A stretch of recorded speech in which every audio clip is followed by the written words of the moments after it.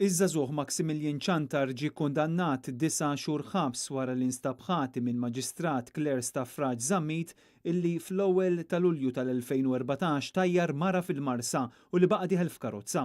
L-inċident kien seħħ kmieni wara nofsinhar fi triq Żerafa meta kien qiegħed isuq karozza Renault Megane li kienet ta' ommu u ħabat ma' karozza Toyota Aygo misjuqa minn mara.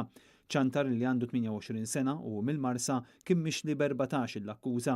Iż-żagħżugħ kien kiser dufrieħ mal-ġustizzja l-ewwel darba meta kien instab ħati li tajjar towmin bniet ta' 11-il sena f'Ħattart fl-2010 waqt li dawn kienu qed jaqsmu minn fuq zebra crossing.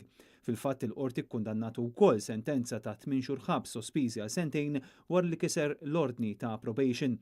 Il-qorti reġgħet issospenditlu wkoll il-liċenzja tas-sewqan għal sentejn oħra. Raġel ta' 48 sena mill-Gżira ġie kundannat 3 snin ħabs wara li ammetta quddiem il-Maġistrat Doreen Clark illi traffika droga kokaina il-ħadd li għadda u matul il-ġimgħat ta' qabel. Godwin Gatt ammetta li barra illi traffika li msemmija droga kellu fil-possess tiegħu droga li ma kienx għall-użu esklusiv tiegħu. Gatt ammetta wkoll li sar reċidiv b'diversi sentenzi mogħtija lilu f'okkażjonijiet differenti. Ex-bankier illi tressaq il-qorti mixli li għadda informazzjoni sensittiva lil bank kompetitur ingħata l-libertà proviżorja.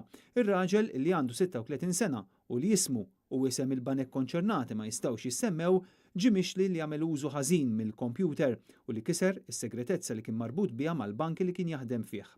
Il-Maġistrat Doreen Clark rat 3 stqarrijiet li tal-akkużat li ftit wara wieġeb illi mhux ħati tal-akkużi miġubin kontrih u għanata l-libertà proviżorja b'kundizzjonijiet kemm xejn ibsa. L-avukat tiegħu Roberto Montalto qal li huwa kien fuq police bail għal perjodu ta' żmien qabel ma tressa l-qorti u dejjem obda l-kundizzjonijiet mogħtija lilu u li dejjem ikkopera mal-pulizija.